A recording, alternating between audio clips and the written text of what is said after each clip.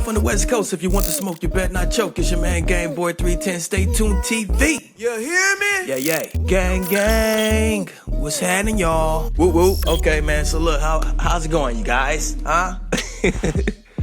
How y'all week been, man? Back for another one, man. I've been good, man. Week been cool. Day off today, so I'm relaxing today, man. I got some time today. Okay, so we gotta get into this interview, man. We gotta get into this interview with RM and Pharrell, simply because I've been riding around with this album for, I don't know, maybe a week now, right? And Right Place, Wrong Person, and it just, I can't help but just hear the influence of Pharrell throughout this album, man. Whether we talking about the beat selections, instruments, and just the whole vibe of the album. A lot of times you can just hear like the influence of Pharrell. So I felt like after riding around with it, it's only right that I sit down and watch this interview. I mean, it's something I wanted to do in the first place, but I gotta hear what they were talking about, man. I gotta hear just what they may have in common or how like-minded they are, because you can't help but hear it in the music. You know what I'm saying? So I felt like I owed it to myself to check out this interview. I gotta do it. And the album, man, like the album, after the first listen is one thing, but after you've been riding around with it, different things start to sink in and you start to pay attention to different things. And like I could say what stands out to me is just the intention, like I was saying in the video, just the intention, the whole meaning behind each song. I don't know, I feel like still all of them really hit to me. Of course, the ones that really stand out to me is like Nuts. I love Nuts. I love Out of Love. I love Out of Love. Domadachi, of course. The interlude hits in the car so differently. Around the World in a Day. Around the World in a motherfucking day. Yo, it's a beautiful album, man. Come Back to Me, of course, is a different vibe. Like they all pretty much hit. I can't even really sit here and pick out like the favorite. I mean, I think on different days I have different favorites, because every day is a different vibe. So different songs gonna kind of gel with your spirit a little differently. You know what I'm saying? But collectively, it's all dope, man. Like, Kiddlin' and Oolidoo. That's been ringing in my head for a minute, man. Around the World in a Day. Cause riding around in the car, I can't, I don't know what the lyrics are saying, because I'm not watching the lyric channel. As far as anything that's said outside of English. And Around the World in a Day, he was kind of going back and forth. But there's this one part when Kiddlin' and Oolidoo. Hey, man, I've been meaning to go back and see what that means on the lyric channel, like what that phrase he was saying mean. But when he's rapping it, like, a lot of times, man, what matters along with the lyrics is, like expression, right? Or how you enunciate the actual lyric, and just that part alone, the kiddle and oolidoo. Why, man? Why does it make me laugh? It just does, man. It does. And it's not laugh at, it's laugh with, because I just like the way he expressed it, the way he enunciated it, or whatever, man, whatever. So I'm coming back to check this out because I'm just curious. I'm curious to know what they were talking about, if they have anything in common, or if they have like any like-mindedness, or just to see if they share the same like kind of musical spirit, because I can hear it on the album. So I'm just curious to know what they were talking about in this interview. So, man, we're going to sit down and check out this interview. This is RM and Pharrell. I'm a big fan of Pharrell. I've been looking up to Pharrell for a very long time. I can't even go back to when it really started. I kind of got an idea, but just since I've been into music, man, his sound always stood out to me. I think it was about, mid to late 90s is when we kind of discovered the Neptunes and when they kind of got their shine. But I've always looked up to Pharrell, more so as a producer and fashionably as well. You know what I'm saying? With the ice cream and the Babes and, Billionaire Boys Club and shit. Like, he just always had an impact on me, man. And then newly discovering RM. I respect his ear, I respect his genius, I respect his approach to music, and I just want to know what they sat down and talked about, because to me, this only makes sense. This only makes sense that this interview happened, okay? So, hey, look, man, you know where you at? StayTuned TV, it's your man GameBoyy 310. You hear me? This is Big Bro RM sitting down with Pharrell, Skateboard P, the GOAT, man. This is the interview. Let's check it out and see what they're talking about, man. Press the button. I'm not sure if you remember it or not. We've met at of course, Billboard Music Awards. Yes, of in course. 2018. Yeah. You remember? Yeah, we took a photo. We took a photo together. I wanted to work then. Can I just point out, check out the outfits, man. That's not why I came here, and this is not what the interview is about. But just check out the fucking outfits, man. Look at the leather jacket Pharrell got on, bro. With the boots to match. You want to talk about risk? But both of these guys, and look at RM boots. Look at the boots, bruh. You want to talk about risk, man? Like, not only musically, man, but just fashionably. The risk that's being taken right here, man, I couldn't appreciate. God damn, bro. Like, I just need to borrow your closet for a month. Look at this shit. Look at this shit. Look at the suit, the boots, the leather, the leather. Let's go, man. All right. Let's go. Photo. We took a photo together. I wanted to work then. Can't blame you, brother. Swag, man. Swag. Swag, brother. First of all, thank you. RM tall, huh? For having me. Thank you for having me. Thank you for having me as well. You know, I think that there's a huge benefit in writing and producing for other people. I'm pretty sure you may feel that way as well, but it allows me to go to places that I wouldn't go for myself. And as much as it feels like, you know, I may know what I'm doing when I'm doing songs that I'm, you know, featured as a solo artist, some people know, but most people don't know that all of my solo efforts have always been songs that I have written and produced for other people. In fact, when I try to write songs for myself or produce songs for myself, they always are too complex and seem much more like a puzzle than they do, you know, a jam, you know, or like a bop. But I do those for other people. So for me, oftentimes my best stuff is the stuff that I poach back for myself. I don't know how it is for you. In 2000. Ooh, before we get to RM, that is a good point he made, man. Like, that, man, that's also something I always wanted to do. And I think it's kind of hard to get in, man. Like, you got to just be punched or you got to be just referred. But writing songs for other people is so dope, man. I've done it several times. Like, you're able to just kind of put on a mask or a costume. You know what I'm saying? You can step out of your own element and just put yourself in the mind of other people and try to help them express what they feel.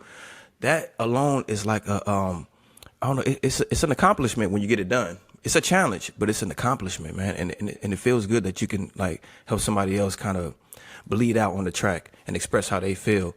And it's a little therapeutic, man. It's kind of like being able to play an actor. You know, like you get on the scene, you get on scene and you're able to just kind of play a role, something total opposite of what you are. It's fun.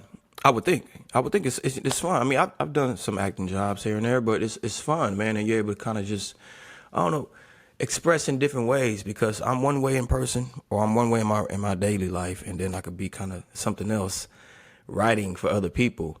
And it's a challenge, but it's fun, man. It's almost therapeutic too. That you can kind of be, I don't know, you could be a gangster for today and write songs for a gangster. You could be a killer. Not that I desire to be, but just trying to get into that mind and like help you express your words. Or you can be just heartbroken. You know what I'm saying? You could be joyous. You could be quirky. You could be whatever that artist is and sit down with them and try to help them express it. That shit is fun, man. And a lot of times that is where a lot of your best work comes from, is being able to put on a different hat and help this person out and help them express themselves. It's real fun, man. And you know, you do kind of, it slips your mind that like RM the same way, like he writes songs for other people, even within the group, right? I've learned that. Like he writes a lot of the hooks, a lot of other people's, the singer, the vocal line, he wrote a lot of their lyrics, and you're able to kind of tap out of your own reality and tap into theirs and help them express what they're going through or what they feel. It's fun. It's challenging, but it's fun. To poach back for myself. I don't know how it is for you. In 2005, I was just an elementary school kid, and I just wanted to be a rapper. As I got to know what's rap, it's basically it's rhythm and poetry. I really felt attracted for this whole genre to send the messages to the world. Actually, it's really embarrassing to answer about all this in front of my idol, but for me it's really more comfy to mostly for me I write somebody's lyrics or the melodies for other artists, not as many as you, but it feels like it gives me another avatars and characters. Yes. So when it comes to me, it's a complex, and it always comes with the pain, to confess. But it's still the most important part for me. I can relate to that. I think this is the first time I heard RM speak. That's kind of strange. Like, I've been following the music for a little while now, and I think this is the first time I heard him speak. I mean, he's eloquent, man. I'm just, I think it's my first time hearing him speak. And it's different because I'm always hearing him rap over beats, and to hear him just expound and express himself just in conversation is like, it's a different angle, and I like it. The most important part for me. I can relate to that. I think the pain part for me is probably the fun part, because that's like some of the most vivid paint that we can use as artists when we're like filling in what we want to be a powerful verse. It's like, okay, does it hurt enough? Or does it feel good enough? True. So I understand you there when you say, you inject the pain in your verses to make sure that's like, they're strong. I agree. And that's, what, doing that is, you can jeopardize your own. I mean, like an actor, a lot of actors are method actors, right? Like they actually put themselves in that character's mood or that zone, even off of the movie scene. Like they take it home with them. They wear it. As soon as they get hired for the job, they wear that character. So when it's time for the cameras to come on, they don't have to get into a zone. They're already there. Denzel does it from what I hear. I think Will Smith does it, but like they, from reading the script, they take that characteristic home with them, and that's that's risky, because if you have a family, they could be affected by it. If you live by yourself, it could be a little scary. You know what I'm saying? Like it depends on what character you're playing. And the same thing with writing songs. Like you could sort of inherit that pain if that's what you're trying to deliver in a song. And you got to know how to that's why I think therapy is important as well, because you got to know how to tap in and tap out. Like, put yourself in that zone when it's time to write this song for this person, especially dealing with trauma, drama, or pain, misery, whatever the song is. You have to inherit that for the time that you're writing that song, come up with the words, come up with the feelings, and put it on paper and deliver it if you're doing a reference track. But man, that could be a little scary sometimes, because do you know how to tap out of it when the song is over, when the job is complete?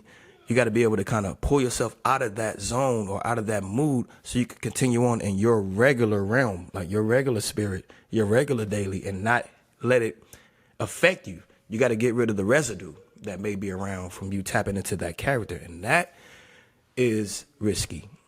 But I think that just goes to show how dedicated you are to being a songwriter. If you're able to make yourself tap into another spirit almost for a job, it's like just dedication, and that shows passion for the art.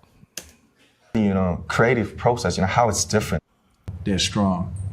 I agree. I was wondering the creative process, how it's different for you yourself, like In My Mind or Girl, or between the songs you made for the others, like the singers or the rappers, or clips, Grounding, of course. I just wonder the difference, from the scratch. So when an artist walks in, they ask for something. Like a track or idea? They'll say, I just want something hard, or I want something darker, or I want, something that's for the club, banger. You know what I'm saying? A banger, And so I'm considering what they're looking for, but I'm also thinking about like the texture of their voice and the patterns and the melodies that they do usually. Then I think about how I can give them something very different than they've ever done before.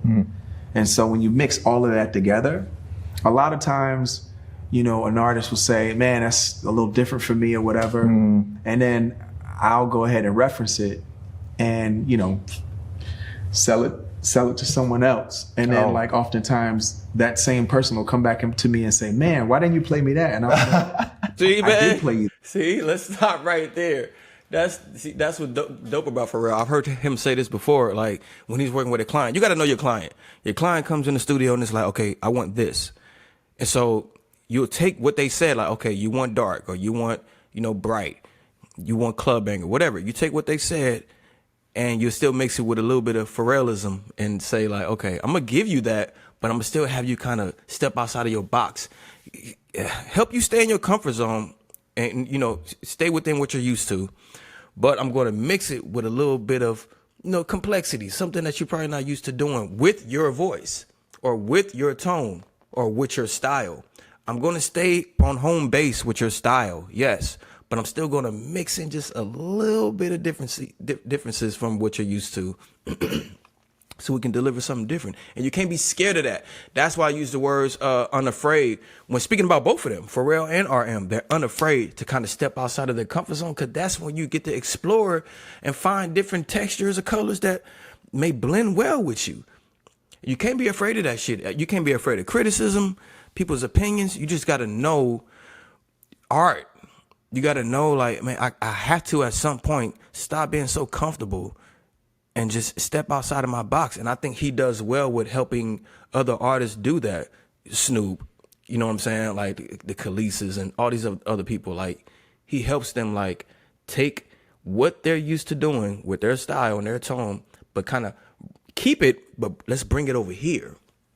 And you say a lot, he said a lot of artists will come back and be like, man, why you didn't? I did do that for you. I did play that for you. I did curate that for you, but you were just afraid. You can't be afraid when you step into this world, bro, of Pharrell or even RM, I'm sure. You can't be afraid, bro, because I'm going to take you outside of that comfort zone.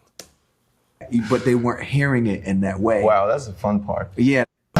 It is. I did play you that, but they weren't hearing it in that way. Wow, that's the fun part. Yeah, that's the fun part.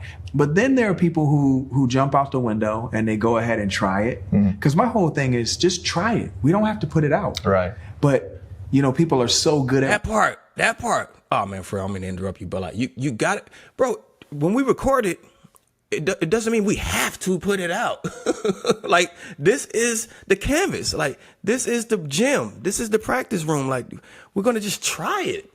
Nobody's here watching us. Like, there's no cameras in here. Like, come in here. Let's try it. And if we like the recipe, let's put it on the menu. You don't have to put it out as soon as you record it. It's not a requirement. It's like, let's just get in here and play around and try some things. Okay? It's just me and you up in here. We don't have to have the whole entourage up in here secretly recording you or like, you know, putting it in their mind of like, I can't believe you tried that. It could just be me and you. Let's try it out. If it works, then let's display it. Like you're not forced to put out some shit you don't like. So I don't see why you wouldn't kind of step outside the box and just try some shit. If it don't work, then let's scratch it and start something else. My whole thing is just try it. We don't have to put it out. Right. But, you know, people are so good at what they do. Sometimes they're afraid to explore different parts of their voice, different parts of their personality, and different because they feel like if it's broke, don't fix it. Parts of their career. So, you know, they're a little like hesitant. But for the ones that do try it, they get to experience something new. And look, if we decide at the end of the day it's just not right for them, it's not right for them. Right. But you got to hear a different side. That's my favorite part of writing and producing for other people. Like a challenging. Yeah. Like, so here comes another thing. Okay. I started to listen to music. I mean, like the hip hop music in 2005. I started with the. And both irrelevant, but both of these guys, man. What's the skincare treatment, man? Stop hiding it. Put that shit out. Cause what the fuck? It's like peanut butter. Producing for other like people. A challenging. Yeah. Like, so here comes another thing. Okay. I started to listen to music. I mean, like the hip hop music in 2005. I started with the Nas and Eminem, of course, the classics. Yeah, let's go. But as I get to know you, when I first listened to your song, especially, I just want to point out "Take It Off," because that's my playlist, one of the playlists. Whoa, so that's crazy. When I listened to it, I even translated it into Korean, and I just recorded once when I was I'm amateur. Whoa. So when I listened to it, I just always been wanting to have the frequency, like because you always cross over this. These days, genre doesn't mean anything, but I think at that time, was like some rappers really criticize the rappers who sing or use the autotunes. Right. But I don't know. You started your career as a producer, or so you're like very natural for that. But I always wanted to have the frequency like you. Like it sometimes it's just singing. You could be falsetto. Sometimes you rap. Sometimes you just sang the hook for the other artists, like Snoop Dogg. And so how do you position yourself when you participate in the song as a player? Like, wow. First of all, these are great questions. Thank you. And no one's ever agree. asked me that, believe it or not. Like, no, I've never had a journalist ever ask me that. That really matters to me. So, and that's like no cap. Like, you, believe it or not, no one's, and it sounds like they could have, and because it's such an obvious question, but no one's ever asked me that. So I'm blown away by that. Everything, I make decisions based off of feeling.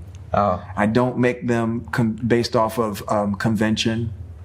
I gotta rap, I gotta sing. It's just whatever it feels like it needs, and I'm gonna channel it as best as I can, because I'm trying to tell somebody else who's gonna be better than me to do it. And oftentimes what will happen was artists will be like, nah, we want you to stay on there, and I'll be like, no, but it's for this person. But I channel what I feel like is missing, and I forget that it's gonna be me, because if I think that it's gonna be me, then it won't be as good and I won't be as confident. I'm only confident knowing that I am giving the instruction and the directives to someone else. Like, for example, there's a record that I did with Mystical a long time ago called Mystical. Wow. Yeah, Shake Your Ass, right? Yeah. So when I did that record, I was thinking like, writing wise, Chad and I produced it together, but when I was writing that hook, I was pretending that like Eddie Kendricks from the Temptations could do it. And I remember saying to them, oh man, we're gonna get like, we're gonna get the guy from the Temptations to do it. And they were like, nah, the record company wants you to stay on there. I was like, wait, what? So it was like this weird thing where like I started to realize that was my sweet spot, is when I channel other people and I surrender to what the music needs and not let my ego or my feelings get involved. And then I actually make better decisions, whether it's going to be me on the song at the end of the day or not, or another artist. I've filled in the blank and given them a different feeling. And oftentimes, sometimes, that's so, man, I respect that so much. I think I've heard him speak on this before as well. Just trying to channel what you feel, filling in the blanks. You know what I'm saying? And like that's where another thing with the risk thing comes into play. Like, you play a track and you can just visualize. Yes, you're listening, but you could visualize what needs to happen or what needs to go where, what color, what shape needs to go where.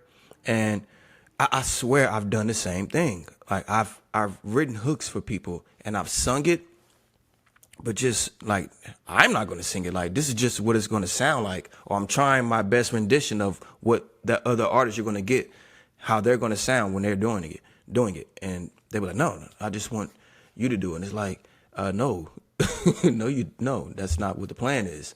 And it wind up just being me. But I think when you're in the mind frame of like, okay, it's not going to be me, so I can just kind of like, it don't matter how wild it sounds, or it don't matter even how bad in your mind, like, this sounds kind of bad, but like, it don't matter because I'm just delivering what the person is going to do. And then it winds up being kept because they love it. They love the outcome of it. They love the results. I think while you're recording that risk, you're going to give it your all because you're comfortable knowing like, well, it's not going to be me anyway. This is not going to be her. So like, let me just, as wild as it may sound, as crazy it may sound, like, let me just do it and not be afraid of it being her because it's not going to be me anyway. But it turns out that when you do give it your all like that, when you do approach it like that, being unafraid, that's the best of it. The best of you comes out, and like, it's delivered in such a way that's like, oh, it has to be kept. And even you in the back of your mind, you know, like, this ain't what I planned, but you can't deny when it's played back. It's like, okay, no, it does work. It does work. I pulled something out of myself to where it worked, and we're going to keep it, but that's not what I had planned. But having that mind frame beforehand of like, okay, it's not going to be me. I'm just going to put this out there. I'm just putting this fucking camera. I'm putting this out there as a reference, and it's going to be inherited by somebody else so they can deliver it better.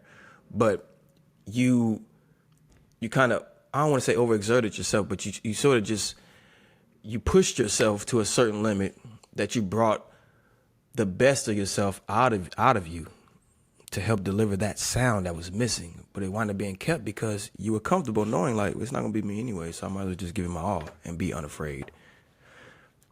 That's very dope, man. Be sharp, you know, when I'm singing on there, but feeling. And oftentimes, and two, it's good to know I'm not the only one, man. Like, I mean, you know, some minutes back, RM was saying like, you know, your song "Take It Off." Like, I recorded it in Korean language just to kind of help myself get caught in that vibe that you were giving. Like, he was learning. He was a student. He was trying to learn, and I've done the same thing with like Pharrell tracks. Specifically, like I remade a lot of tracks that I heard him produce with my own drums at home. Not to put it out, not to use it because, you know, that's plagiarism. I'm not finna, you know, it's copyright infringement. I can't, you know, remake a certain track that he made and use it. It's just trying to learn it and learn the technique and learn the rhythm and learn the patterns of it, just to kind of build up your portfolio in your mind. Not to put it out, but just to gain that confidence or just to learn. I remade several tracks that he's produced at home on my own, just to kind of help me formulate my own sound and formulate that rhythm or that vibe or that frequency, so you can learn how to like exemplify it on a different track. So you just remake it for fun, low key, as a student, just to see what kind of mind frame he was in and just learn the patterns, and then you inherit that technique and apply it somewhere else. So, you know, he said he did the same thing with recording that song that he made, Take It Off, in the Korean language, just to kind of catch the vibe and to learn.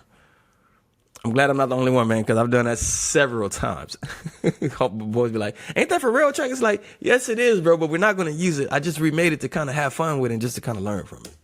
Sometimes I would be sharp, you know, when I'm singing on there, but it just felt good, and we would just leave it. So I'm not sure if you remember it or not, but we've met at of course, Billboard Music Awards. Yes, of in course. 2018. Yeah, do you remember? We took a photo. We took a photo together. I wanted to work then, but I didn't want to like, you know, be aggressive. So I was like, oh, no, let's just take a photo. Aggressive, man. Yo, I don't even know where RM response is finna be after this.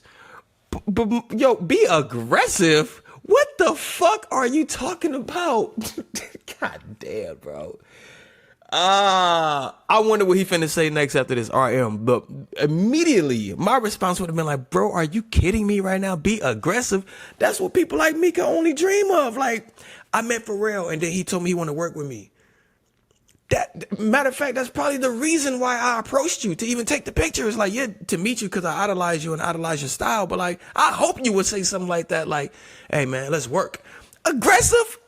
Why didn't you say it? Why didn't you tell me then? What?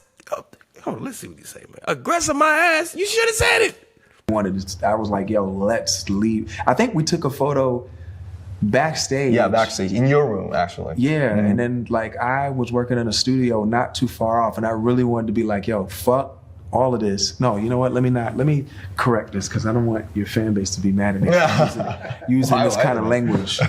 But man, I was like, man, I wanted to be like, listen, let's leave here right now and go make some great music because I just loved everything that you guys were doing. I love your energy and the woohoo, the woohoo gave it all. I know you feel like woohoo. Why the fuck didn't you say that? Should have spoke up, brother.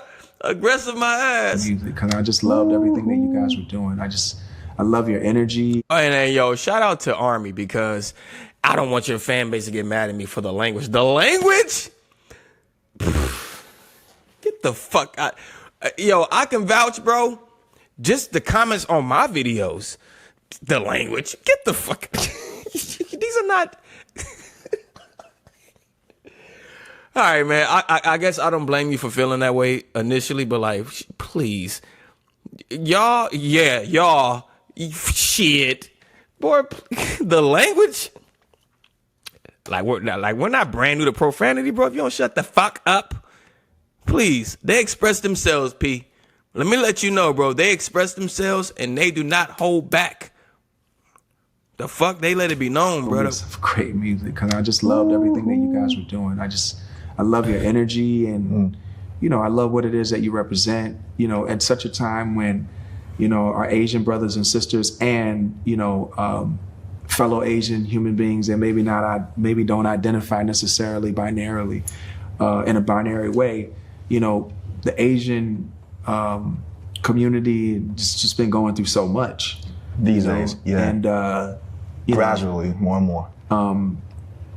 The Asian community has given me so much. And I really feel like y'all's energy, you're also showing like artists, not just like not just in one specific genre, but I think you're just like also showing people that like, you don't have to be, you can be humble.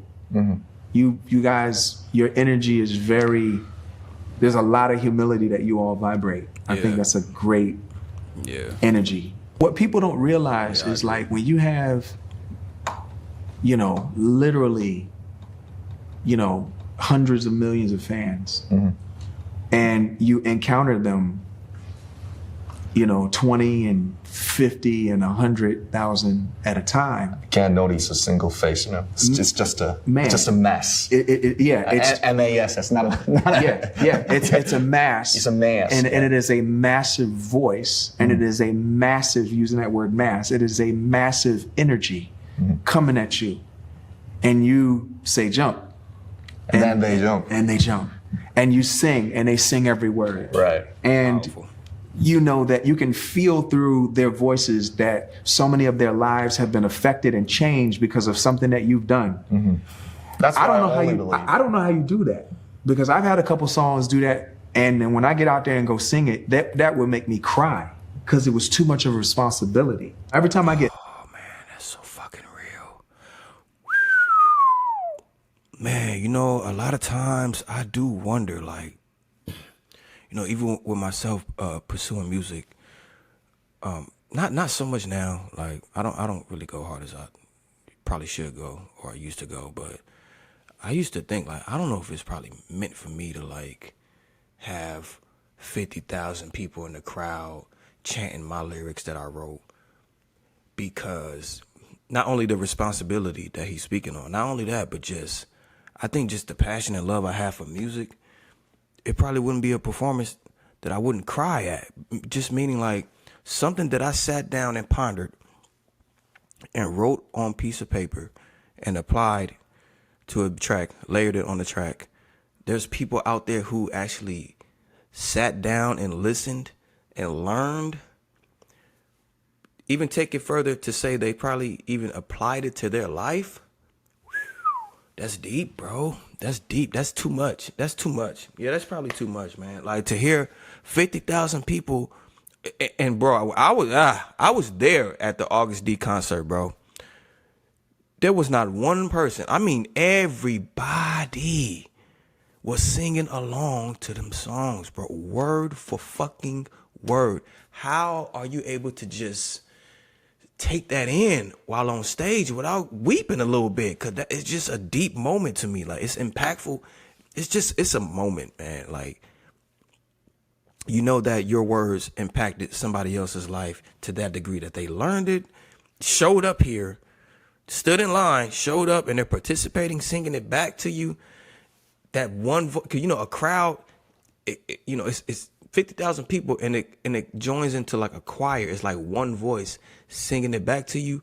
I wouldn't be able to take that wave. It's like, okay, this is too much. We gotta take an intermission. We gotta take a break, because I need some tissue, because it's just it's deep. And don't let the lyrics be deep.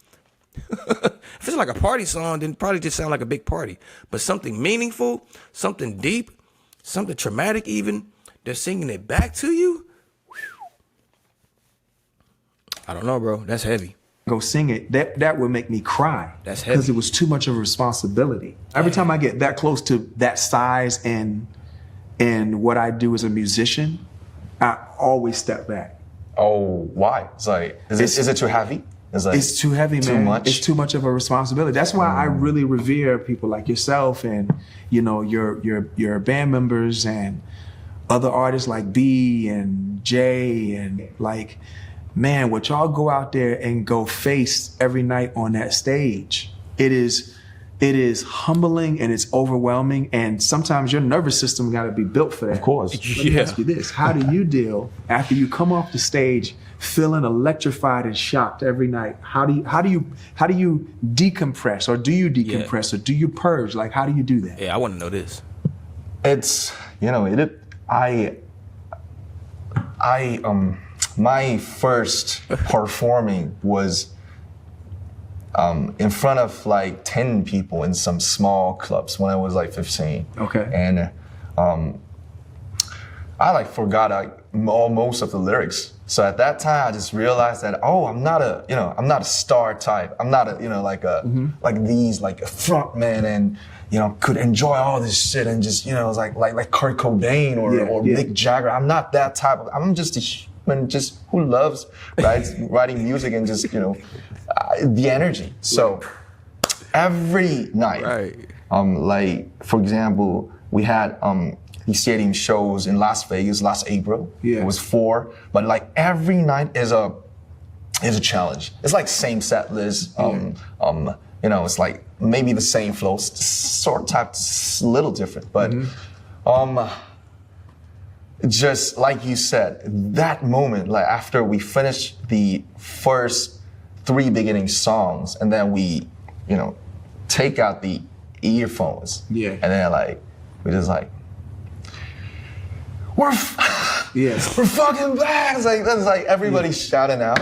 At that moment, that's when I really gets all the nerves, and like, there's a different me persona for the next 2 hours and a half. But before that, from the rehearsal and even in the playing, I got really nervous and so responsible, because I really am aware of the stories that fans buy the tickets and they come from Brazil, from Japan, Korea, from everywhere. They just come there for just that one night. So it feels me like I have to pay back, I have to I have to offer them the best night ever in their lives. So it's a mess, and it's a too much energy. But I'm a human, and I really get nervous, and I really sometimes get depressed and even get swallowed by all the energies. But I'm trying, and I try to deal with it, because I'm a human and I love the music. I love their love, because I think love is really happening when we give somebody, not we receive. We take. Yeah. So I think it's more closer to the real love, I guess, personally. So I just want to give them back. They brought us from just a small city in Korea all the way back to the heart of this music industry, Las Vegas, LA, New York. Me having an interview with Pharrell, it could happen because of fans all over the world. I'm just always grateful, and I just don't want to disappoint them. How do you define how do you position yourself? I understand that. I understand exactly what he was saying, man. You do feel like, how dare me draw all these people from all these different, not just cities, countries. Shout out to Brazil, so you mentioned Brazil. Brazil, Korea, Australia, wherever, like Africa. They coming here just for this one night to see me on stage.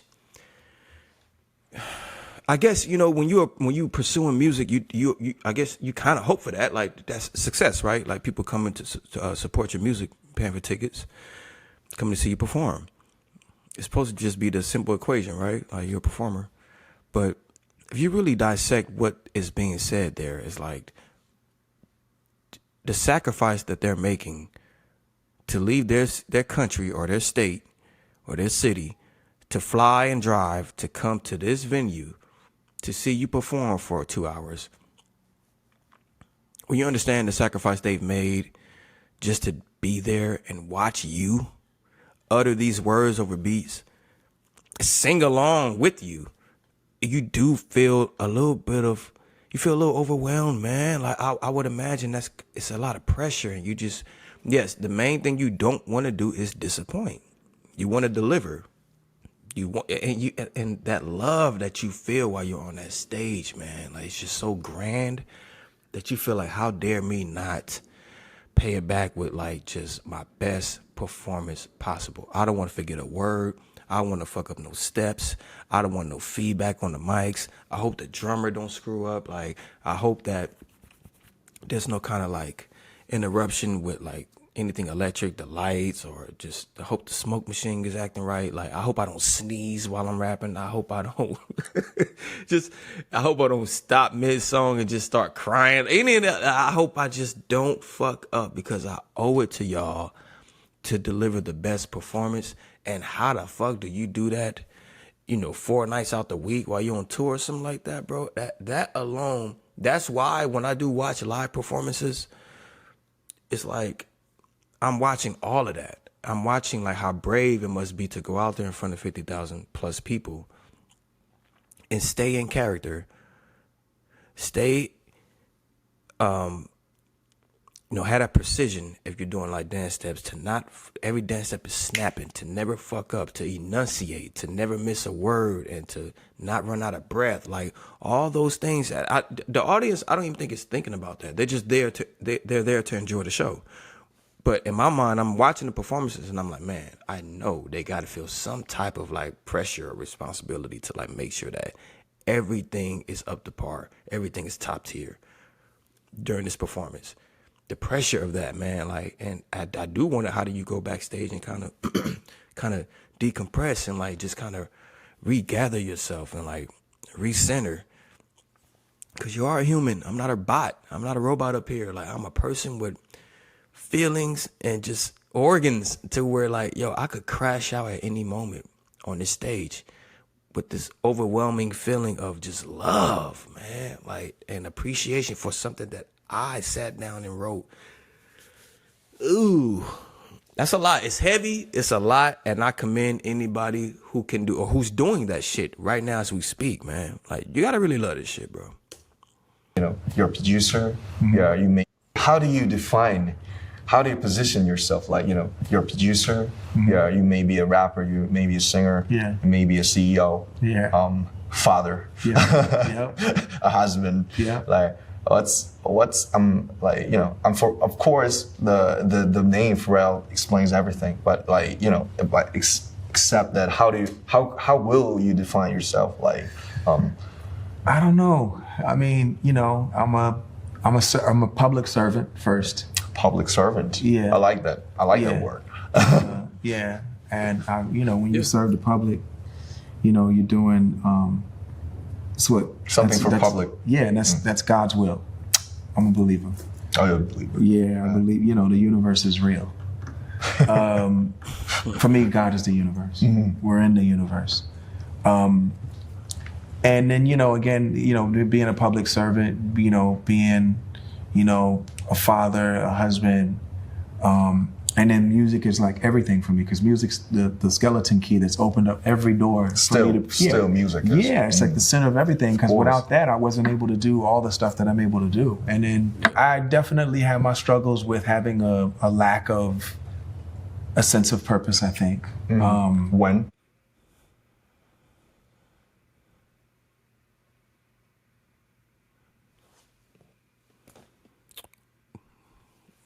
What's up? Okay, I think we're good now. See, just that. See that right there. That right there. Technical difficulties and shit. Like, this is just a damn YouTube channel. This is just a podcast. Like, you're talking about 50, 60, 100,000 people in the crowd, and you will hope some shit like that don't happen. Like the computer got a buffer and shit like that, or your goddamn gimbal dies on you and the camera fucks up. Like, bro, you ain't got time for none of that shit. Who all these people are here. They flew in from different countries and cities to come and see you, and then some shit like that happens. Like, that's what I'm talking about. Right around 2005, I think. When? Say. Right around what do you say? A sense of purpose, I think. When? Say. Right around 2005, when I put out In My Mind. In My Mind. I just felt like, after man. that? Really? Right after that? As soon as it didn't do what I wanted it to do, I mean, culturally, it made an impression, but it didn't do it egotistically. It didn't perform the way I wanted it to, chart-wise. Like, it just didn't do what I was used to at that time, and that really hit me hard. So that made me start to think about like purpose and things having real, true DNA, and not just aesthetic perversion, but like real, true, like meaning, and something that could be meaningful to people, but at the same time still fun. And you know, I've always loved the girl. So see, and that's what I mean by like, and I will believe RM is in that space right now to where like it's not about the numbers, it's not about the position on the charts, it's just culturally does it hit. For the streets, for the people, does it resonate, and does it like tap into like your daily, and does it have an impact on who you are as a person and how you go about your day? That's what matters, man. Because when we pay attention to the streams and just where it's at on the charts, he's right, those are the aesthetics. It's like, fuck that shit. Did it get any awards? Like, fuck. I mean, look, if it happens, great, fine. If it goes number one, great, fine. Oh, and shout out to Jimmy too. I heard, I seen Who went number one on Spotify. I digress. But just the chart toppers and the awards, the accolades, like, I guess it's fine if it happens. Cool, but like that can't be what it's for, because some shit like this, you could slip into like a depression phase of like your expectations. I expected it to be here on the charts or the streaming numbers, and it was here. And then Pharrell, I would have never thought that after releasing In My Mind, he went into like a depression phase somewhat, because that album for me, I mean, I was at work, headphones on, listening to that shit back to back when it came out. Like, it served its purpose for me. So no, I would not think that it had an effect on him. And then that's what I'm saying. It hits with the hearts. Like, fuck the charts. It got to hit the hearts, man, because the charts will have you depressed. But for people, man, and that's what matters, is people, y'all. The people, like, it helps me through my daily, bro. You have no idea. This album is the soundtrack to my life. Without this album, I wouldn't have got through such and such. And without this song, it wouldn't have helped me through this situation. It's like, that's what music is really, really, really meant for. I guess as the artist, you do want, like, accolades, awards, if you can. You want it to stay on top of the charts as long as possible, sure, fine. But, like, that can't be the whole purpose behind it, because fuck all that, bro. Like, if you tap into the streets, into people, they will let you know, like, bro, that shit is number one in my chart, in my life. Fuck Billboard, fuck Grammys. Like, bro, that shit hit home for me. I need that shit. Like, I need this album. You have no idea, bro. Like, I don't need you slipping into no more depression phases, because I need this shit for my soul. It's helping me, bro. It's my therapy session. Like, without this shit, you low-key saved my life in a sense. Because without this shit, bro, I don't know what the fuck I would have done in that particular situation. That's what music does for me, and I know that's what music does for y'all. I know that's what music does for majority of the people who are just musical fans. Like, it's not about the charts, bro. That's nice for you, and I guess, you know, and I can't shun you for that. It's like, okay, I will think that you want your music to be successful chart-wise, Grammy-wise, whatever the case. But that can't be the sole purpose behind it, bro, because fuck that. It served its purpose for me, man. I would have never thought that. That was always going to be a part of it. But so I understand what that is. I know what it's like to hit that place in your career. And for whatever reason, and you guys are doing fine, but I think, you know, from what I'm hearing and what I'm understanding, you guys hit a place where you were like, you know, what are we doing? Who are we? Are we who we said we were? Right. You know, and you know, as you think about who you are and you think about what you mean and what your intentions are, it's like also kind of determining who you want to be. I mean, how's that feel? Like, where are you in that process right now? Because you're working on a solo record, right? Yes, like 90% of the work is done. Okay. I've released some mixtape as one of the member of the band, but I think it was just like experiments. I think this time it's maybe my official first solo album. Okay. That I could feel enough. Okay. I don't know it's gonna be like. I don't know if I would feel like you after in my mind or not, but I think it'll happen after when I release it. Yeah. So I'm just dependent on the time, but it's been just like 10 years after we had our debut as a team. So K-pop is all about the band and the groups. And actually, I told you, I personally started my career as a rapper and as a poet. Yeah. So that was the tricky part actually, because the K-pop is like a mix. Yeah. It's like the mix of American pop music, all the visuals and the choreos and social medias and stuff. It's really intense and really hectic. So it has some pros and cons of its own. So after 10 years, I think it was not our intention, but we took it. But we actually became a sort of a social figure. So a K-pop band going to have a speech at the UN or meeting the presidents. It's like I think I was really confused that I'm what am I, like a diplomat or what? So Yeah. I was just a small rapper and lyricist when I was young, from the scratch. So so it was 10 years really intense as a team, and I actually was in charge like almost all of the interviews and representing the team like in front of the other members. That was my stuff, I guess, role. Yeah. So I think I got really I don't know, like, I gotta stop this for a bit. Yeah. I gotta shut it down and just fall from it away and then just see what's going on. Making my mind really calm down. Yeah. And then I think so that's how I got to concentrate on my just solo. And these days I really have been thinking about the 15 when I first listened to you. The first feeling and the vibe and the reason why I started, why I chose music to for my whole life, I guess. So when I started my music, I was like 14, and now I'm like 28. So it's like just the half. It's like it's like way shorter than you. So I'm in that process. So it's really tricky and confusing, and I just don't know what's going to happen. So if you could give me any advices, because you were in the band and you are in the band, and you've done the band. It's different from the K-pop, but you've done a lot of projects, like of course NERD, Neptunes, and of course your solo. Yeah. So, like any thoughts about that has to be real.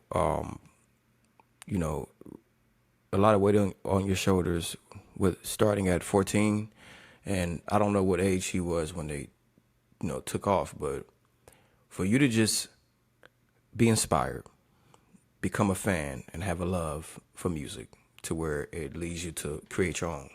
You start writing music, start making beats. Many of us do it, right?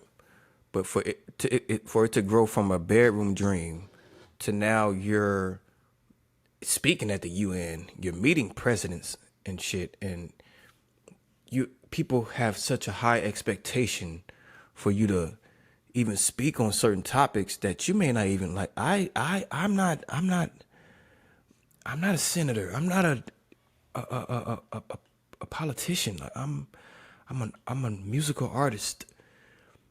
The kind of weight that got to put on your shoulders to where you do got to kind of fall back and like, okay, now wait a minute. I think your career can just go so quick and so far that you end up in a place where it's like, wait, how did I get here?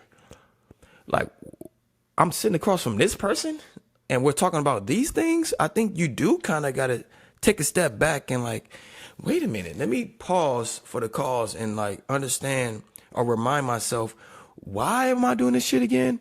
Or, you know, since conception, it was just a love for the tunes and the words, rhythm and poetry. How did I end up here in these spaces talking to these people for this purpose? It's like, and you know, bro, I commend you for that. I salute you for that, bro, for stepping back and just kind of recalibrate. Like, let me remind myself on like what I'm doing and why I'm doing this. Like, this is strictly for the love of music. I'm not doing this as like a stepping stone to end up in political offices or like to end up behind a podium speaking about like social issues. It's like, that's not what this shit was for, and I'm not finna let it lead up to that. So I do think, even for the biggest names of music, like BTS, you have to at some point hit the brakes for a second and like, okay, let's take it back, step back, and like, let's make sure that we're sticking on the same road that we started on, meaning like we're doing this for the love of and appreciation of music, and that's it. We're doing this for the fans who love our music, and I am in this studio recording for the purpose of love and passion I have for music, and that's it. Nothing more, nothing less, because I do think the way society is set up, endorsements and people have they have their own intentions of like, hey, you're this kind of artist, so I need you to come over here and speak on this for me. And it's like, that's not what this is for, bro. I'm here for the music. I'm here for the fans. That's it. Because your career can take off and you end up somewhere where it's like, this is not where I was trying to go. I know that the amount of influence and popularity I have could put me in those spaces, but that's not what I'm doing it for. So I think it takes a strong-minded person to sit back and to kind of pull back, like he said, and was like, no, let me, it's kind of like, let me kind of just remind myself onto why I'm doing this and what it's really, really for. I'm trying to keep it simple, but I think you have to do that at some point, no matter how big of an artist you are. I don't care what genre, because the thing is, like, you become popular and people start using you for their own purposes to speak on their situations for their benefit. And it's like, bro, that's not what I'm doing this for. Being, like, any thoughts about being in the Neptunes, being in NERD, and having a solo record really helped me, because it you do one thing, then you take a break. You do another thing, then you take a break. You do another thing, then switch you take modes. A break. Yeah, and it allows me to like put on different hats and put on different masks. So I understand that, and I know like having that departure is going to make it really fresh for you. I think it's good for you to do that, because then when you come back to it, to the group, team. Yeah, I think it's going to be, to the team, I think it's going to be super fresh. You're going to have a whole lot of ideas. I would just say continue to move forward, continue to be curious, and don't put any kind of necessary pressure on what it is that you do by saying, no absolutes, like, oh, I will never do music again, or I will never, I wouldn't do any of that. I would just... No nevers. No nevers. Just stay along for the ride. Just keep going. Cruising. Yeah, and just see where you end up, because it's really interesting. Thank you. No, thank you. It was a bless. Pleasure's mine.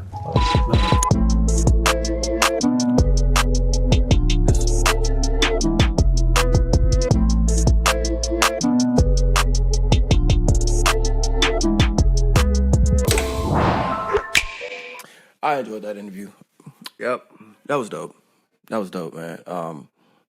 For one, I think interviews are important, man, because it gives you an insight on just who they are as a person. Because all these rappers and singers that we like, is like they're one image as an artist, but then they're a whole nother image or person as just in their regular element, like just speaking or like tapping into how they feel about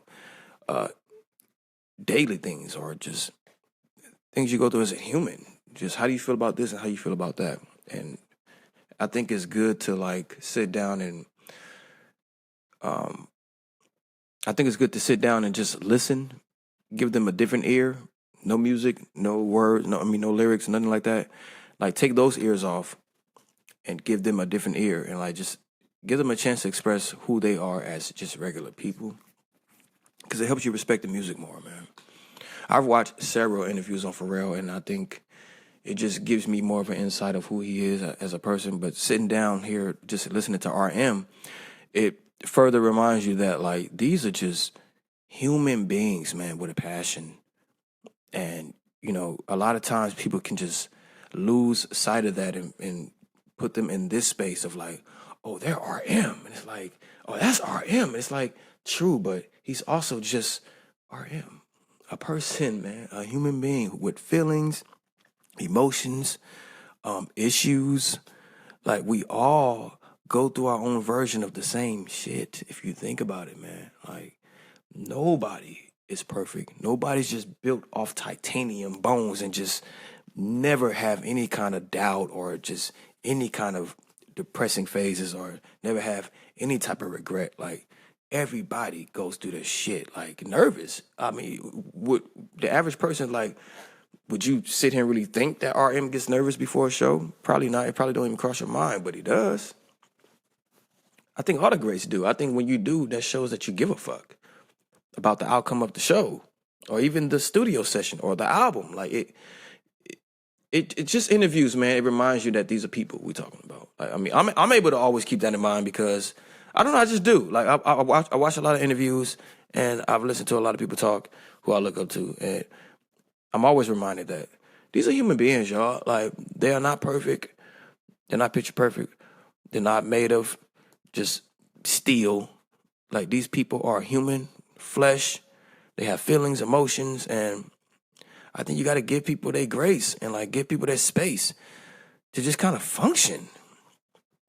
Shit ain't easy, man. It's not easy to get up in front of 100,000 people and perform. It's not easy to just write hit songs back to back to back. Like, yo, this is a brain we talking about here, man. Like, I need rest. I need space. I need just time to function. It's not gonna always be back to back to back, and it's not gonna always be top tier. Like, I need time. I need space. I need grace. So watching this interview, man, like, or any interview for that matter, it helps you learn more about the person, yes. But it also reminds you that, like, this is a human being we're talking about or we're listening to, man. And, like, they just have an extraordinary gift. But you can't let that gift, like, give you the impression that they are just, like, unbeatable or they're just, like, impenetrable. Like, they're people with feelings and they're going to go through things and they're going to feel regular feelings that we everyday people do, man. And you got to give them the space, give them the grace to fuck up or to not deliver as good or to fall short or anything like that. Like, it's just another person, man, just with an extraordinary gift. And a lot of times we can forget that because of the gift. It was dope listening to RM talk, man, because like I said, I've only heard just songs at this point. I just heard the music. And I think you have to sometimes, if it's somebody who you really, really fuck with, you gotta go watch an interview, man, and just just pick their brain a little bit. Just take a moment to listen to them speak about just whatever it is, but just listen to them talk outside of music, and it kind of makes you feel a little. It gives you a little bit more of an insight of just who this person is that you're listening to every day. Though, man, I love both of their spirits, man. Like, and that's another thing. Like, watching an interview, you get a feel of somebody's spirit. You know what I'm saying? And, like, I'm a big fan of energy. I'm a real energy person. Meaning, like, if I don't like the energy in the room, I can't be in there. And I think watching this interview Like Pharrell has always given me like a gleam of light when he speaks. Like he's very intuitive. Like he's very just detailed and smart guy, man. Same thing with RM. Like, you know, he's just smart man. He's intentional, and I like interviews, man. It gives you just more of a insight on who these people are. I really hope at some point that, well, I know it can't happen now because I understand that RM is drafted right now. He's serving his time, but we get a Pharrell and RM collab because, and I would think Pharrell has heard this album at this point, and I know for himself, like even if he doesn't admit it, like you can hear just the influence of Neptunes and NERD and even Pharrell's solo work. You can hear the influence in his music, and I will hope that one day. Well, he said, I wanted to work when I met you, and it's like, you motherfucker, if you didn't, you should have said some shit, because it probably would have already been done. But I hope at some point in the future we do get a collab, because not only does this interview make a lot of sense, a collab with Pharrell and RM will make a shit ton of sense, man. Like I need that in my life. I need to hear that. I need to hear several of them.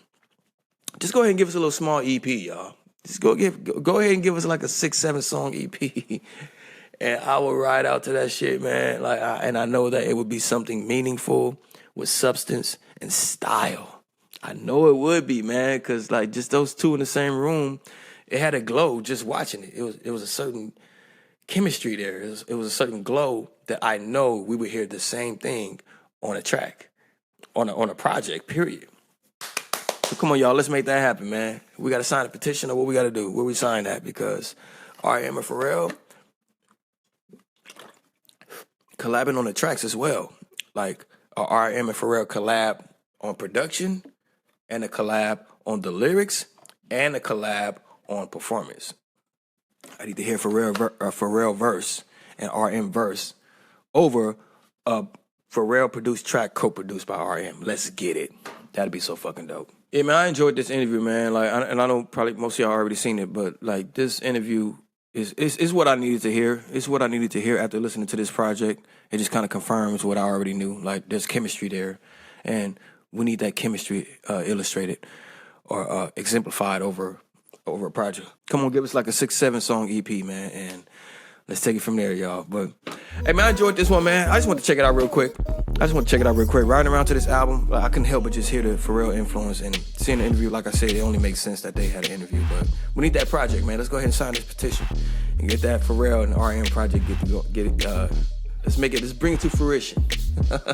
Let's bring it to fruition, man. A Pharrell and RM project will shock the world, and I'm here for it, and I'm waiting. You hear me? Hey, but you know where you at, y'all. StayTuned TV. It's your man GameBoyy 310. Yeah, hear me. This was RM and Pharrell sitting down. The interview, it was extraordinary. I loved it. I enjoyed it. But we wait for that project, y'all. Go ahead and make it happen. Shut the door and don't slam it. I'm going to see y'all in a second. Y'all.